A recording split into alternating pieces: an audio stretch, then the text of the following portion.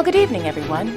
I hope you're doing well. And these are your royal highlights of the week, also known as events that, well, I actually missed because I decided to take yet another vacation. So, here's your news. In Luxembourg City, His Royal Highness Grand Duke Henri of Luxembourg attended a service of remembrance at the Notre Dame Cathedral on the occasion of the 2022 National Commemoration Day. According to a press release, National Commemoration Day remembers the solidarity of the people of Luxembourg, their struggle and resistance against Nazi occupation from 1940 to 1945. After the service, the Grand Duke, accompanied by the Prime Minister of Luxembourg, Mr. Xavier Bettel, and other government officials, placed a wreath at the Luxembourg Solidarity National Monument. Upon leaving the monument, Grand Duke Henri met with various Luxembourg authorities, ambassadors residing in Luxembourg, members of the Committee for the Memory of the Second World War, as well as delegates from various patriotic associations representing resistance and victims of the Holocaust.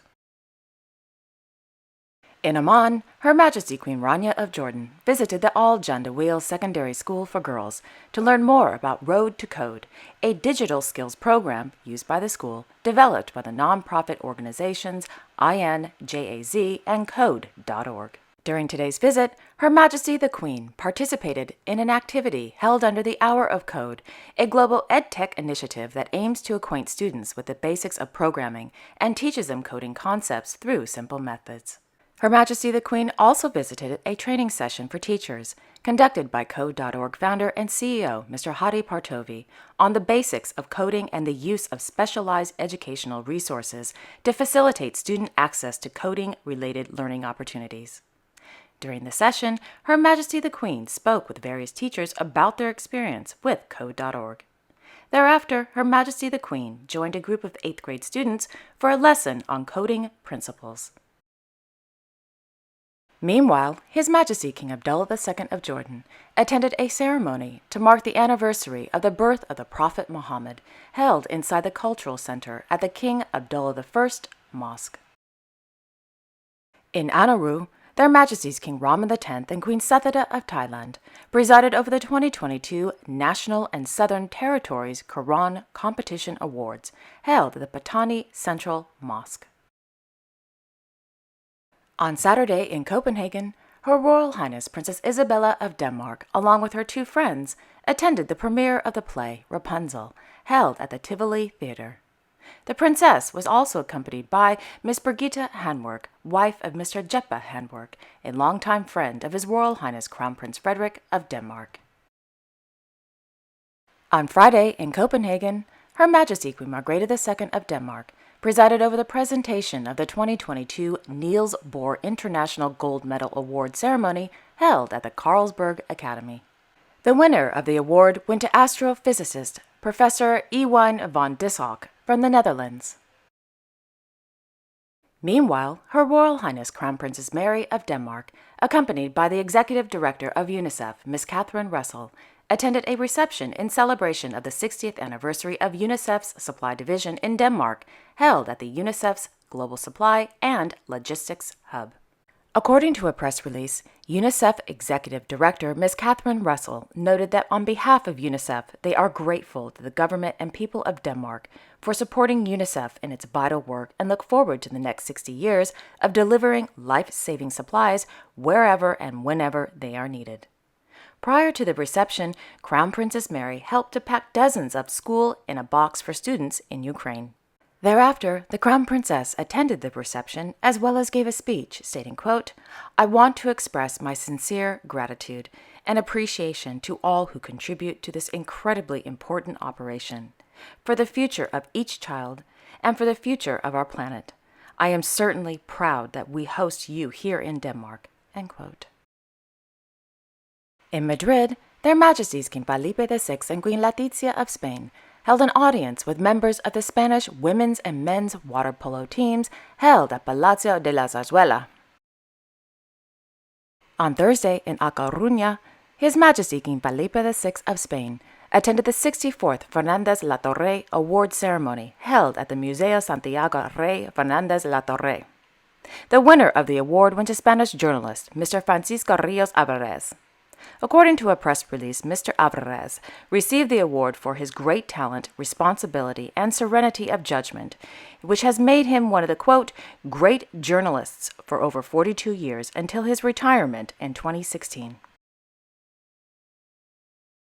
In Madrid, Her Majesty Queen Letizia of Spain presided over the inauguration of two newly elected academics into the Royal Engineering Academy. The newly elected academics are Ms. Elena Garcia Armada and Ms. Ana Condesa Segarra. In Berlin, their Royal Highnesses Hereditary Grand Duke Guillaume and Hereditary Grand Duchess Stephanie of Luxembourg attended the 10th anniversary of the creation of the Luxembourg Deutschland Business Club, the LDBC. Established in 2012 by their Royal Highnesses Grand Duke Henri and Grand Duchess Maria Theresa of Luxembourg, the goal of the LDBC is to connect German and Luxembourgish companies. In his speech, Hereditary Grand Duke Guillaume noted that the LDBC served as an example for the creation of similar business clubs in Paris, Brussels, and London, stating, quote, "These relations with friendly states are more important today than ever. For, as we celebrate tonight, we know that tomorrow's challenges will be the greatest we've ever faced. Unstable supply chains due to the COVID-19 pandemic, rising inflation, and energy shortages since the war in Ukraine. We all have a duty to preserve peace. Sadly, we forget this far too often. Peace is never taken for granted. On the contrary, it is a valuable but fragile asset. It is all more beautiful to see how German and Luxembourg partners work hand in hand across national borders. Tonight is an expression of this close cooperation and cohesion." End quote. In Luxembourg City, His Royal Highness Grand Duke Henri of Luxembourg attended the opening of the second edition of the Climate Expo, the Home Expo, and the National Housing Week held at the Luxpo The Box Conference Center.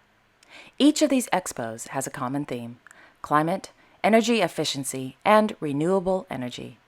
This year, over 200 exhibitors will be present at all three expos. In Den Haag, Her Majesty Queen Maxima of the Netherlands visited the exhibition entitled Curaçao, Voices of the Past, People of Today, at the National Archives. The exhibition tells the story of the island of Curaçao with the use of photos, microfilm, documents, and interviews with themes of governance, society, slavery, and resilience by filmmaker, photographer, and editor Mr. Selwyn de Wind.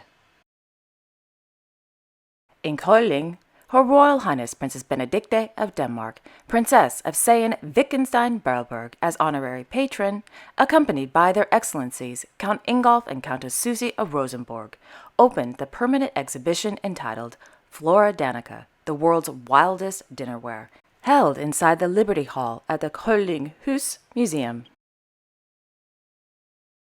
In Doha, Her Highness Sheikha Moza bint Nasser of Qatar attended the closing ceremony of the 10th edition of the World Innovation Summit for Health, held at the Mulqa Center. Established in 2013 by the Qatar Foundation, WISH, as it's also called, is a leading global platform where scientists, entrepreneurs, and policymakers meet to develop solutions to major health issues facing the world today. On Wednesday, Sheikha Moza gave a speech during the high-level panel discussion entitled Maternal and Child Health, Fulfilling Our Commitments.